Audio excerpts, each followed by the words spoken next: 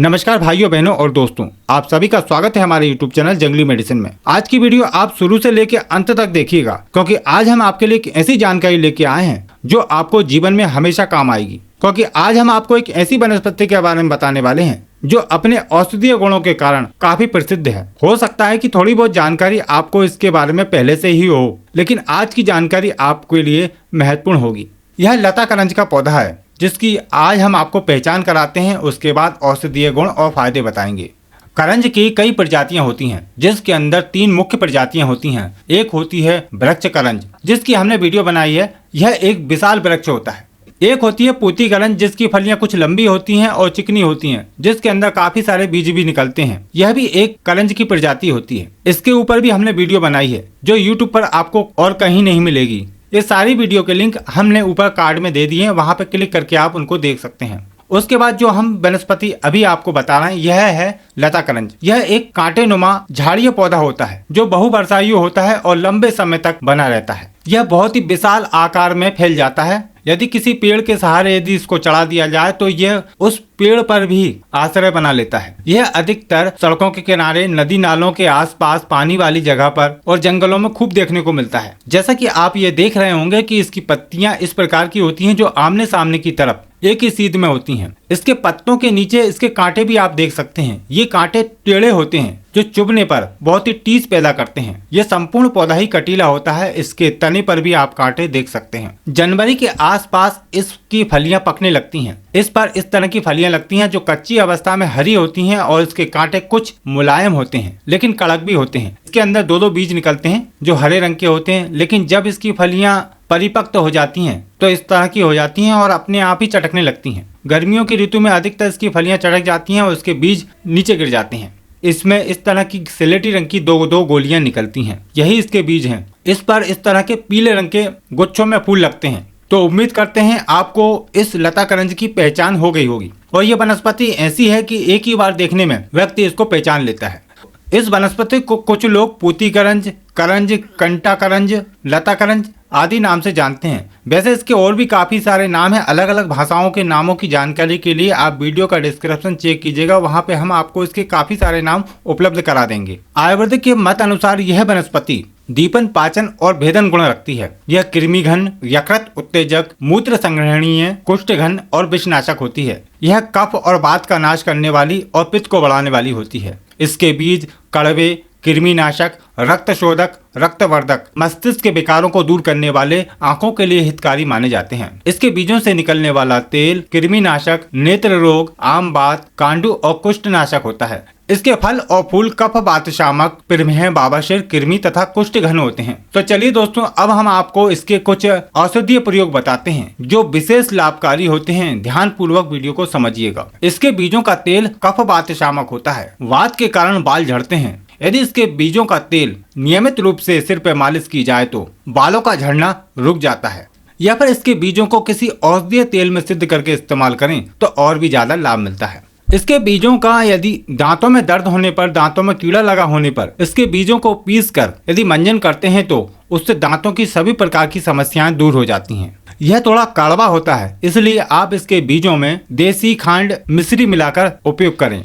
किसी भी प्रकार की खांसी है, सूखी खांसी है, गीली खांसी है, उसको ठीक करने के लिए लता करंज के बीज बहुत ही फायदेमंद होते हैं। इसके एक बीज को पीस लें और अच्छे से पीसने के बाद उसमें सुहागे की खीर, जिसे सुहागे की भस्म भी कहा जाता है, चुटकी भर मिलाकर शहद में मिलाकर चाट लें। ऐसा दिन में 2 से 3 बार यदि आप करते हैं तो सभी प्रकार की खांसी ठीक हो जाती है। मात्रा आप अपने बलाबल अनुसार या उम्र के अनुसार निर्धारित कर सकते हैं।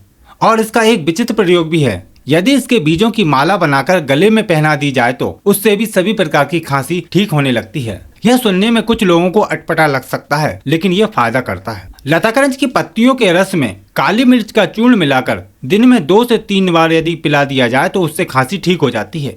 मात्रा 5 से 10 ml तक रख सकते हैं और 2 से 3 दिन में ही आपकी खांसी ठीक हो जाती है।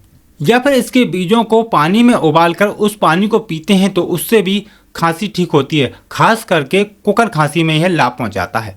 जिन व्यक्तियों को अस्थमा की समस्या है, दमा है, वह भी इसके बीजों का चूर्ण शहद के साथ अल्प मात्रा में लगातार सेवन करते हैं तो लाभ मिलता है। यदि इसके बीजों का चूर्ण सेवन करते हैं तो 1 से 2 ग्राम मात्रा ही लेनी चाहिए। एक और तरीका है, इसकी पत्तियों को छाया में सुखा लें और उसका बारीक पाउडर बना लें। 2 से 3 ग्राम की मात्रा में शहद मिलाकर चाटते हैं तो उससे भी खांसी ठीक होने लगती है। जिन व्यक्तियों की पाचन शक्ति कमजोर है, पेट में कीड़े हैं या अपच की समस्या है, उन लोगों के लिए यह लताकरंज बहुत ही फायदेमंद होती है। इसके बीजों का चूर्ण 1 से 2 ग्राम मात्रा में लेकर गर्म पानी के साथ सेवन करते हैं तो पेट दर्द की समस्या, पेट में कीड़े होने की समस्या और अपच की समस्या में लाभ होता है। इसकी पत्तियों को उबालकर काढ़ा बनाएं और उस काढ़े का 10 से 15 ml की मात्रा में पिला देते हैं तो पेट फूलने की समस्या, पेट दर्द आदि में लाभ प्राप्त होता है।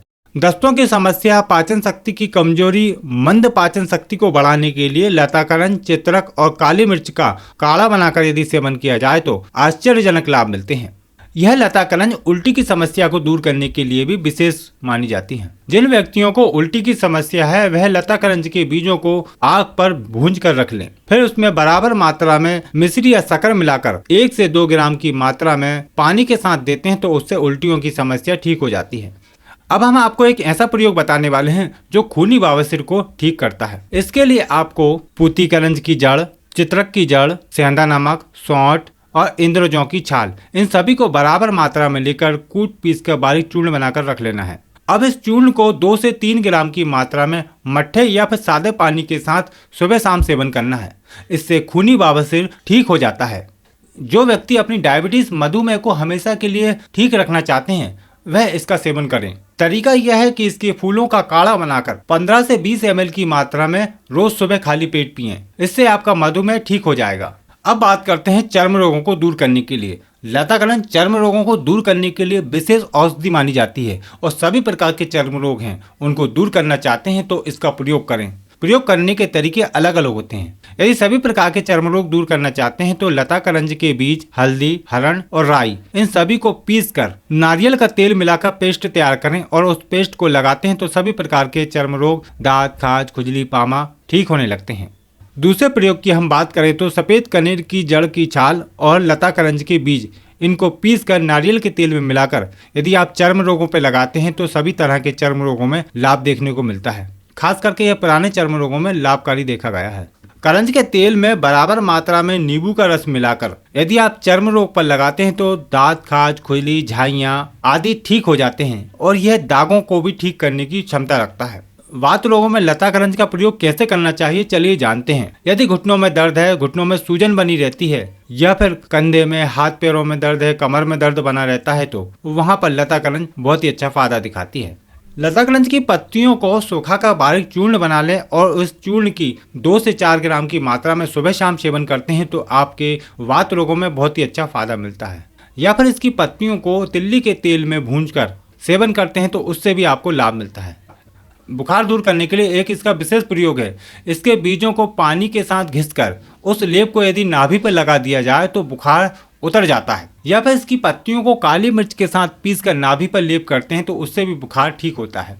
पथरी को दूर करने के लिए यदि आप इसके जड़ का काढ़ा बनाकर सुबह शाम पिलाते हैं तो कुछ ही दिनों में किडनी की पथरी ठीक हो जाती है। किडनी की पथरी में आराम मिलता है। सभी प्रकार की सूजन को दूर करने के लिए इसकी पत्तियों को पीसकर चटनी की तरह लेप तैयार करें और उसको सूजन वाली जगह पर लेप कर देते हैं तो सूजन उतर जाती है। यदि किसी को माइग्रेन की समस्या है तो उसके लिए एक इसका विचित्र प्रयोग है। इसके बीजों को पीसकर बारीक चूर्ण बना लें, बिल्कुल ही बारीक बना लें और उस चूर्ण को चुटकी में लेकर थोड़ा थोड़ा सूंघते हैं तो बहुत छींक आने लगती है। इस प्रक्रिया को छिकनी देना भी कहते हैं। इससे मस्तिष्क में जमा हुआ दूषित कफ छींकने के द्वारा निकल जाता है और व्यक्ति को आराम मिल जाता है। यदि छींके बंद ना हो तो देसी गाय का घी लगाने से छींके बंद हो जाती है।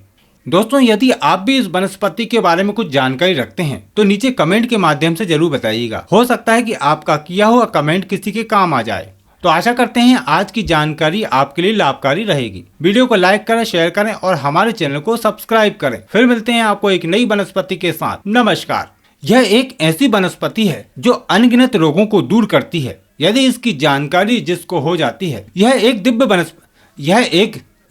दिव्य वनस्पति है और इसकी जानकारी जिसको हो जाती है। यह वनस्पति अनेक रोगों को दूर करने वाली है। यदि इसकी जानकारी आपको हो जाती है तो आप इसको एक दिव्य वनस्पति समझने लगेंगे। यह वनस्पति बहुत ही आसानी से आपको मिल जाती है। इसकी पहचान, औषधीय फायदे और गुणों को जानने के लिए हमने इसके ऊपर संपूर्ण वीडियो बनाई है। देखने के लिए यहाँ पर क्लिक करें और हमारे चैनल को सब्सक्राइब करें।